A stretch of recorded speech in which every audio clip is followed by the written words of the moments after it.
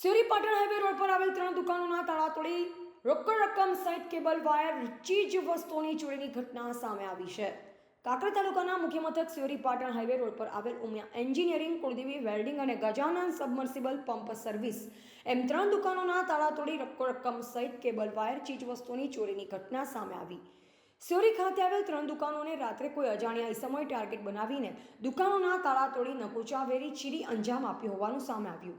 જેમાં સૌથી અગત્યની બાબત વિશે વાત કરીએ તો કાંકરેજ તાલુકાના મુખ્ય મથક સિયોરી ખાતે પોલીસ દ્વારા સઘન પેટ્રોલિંગ કરવામાં આવે છે, ત્યારે હવે પોલીસની આંખોમાં ધૂળ નાખીને સિયોરી પાટણ હાઈવે રોડ પર આવેલ ઉમા એન્જિનિયરિંગ મોટર રિવાઇન્ડિંગમાં રોકડ રકમ 17,500 અને કેબલ વાયર તેમજ કોપર વાયરના બોક્સ મળી કુલ 1,45,000ની ચોરી થઈ હોવાની સિયોરી પોલીસ સ્ટેશનમાં જાણ થતાં પોલીસ ઘટના સ્થળે પહોંચી તપાસ હાથ ધરાઈ.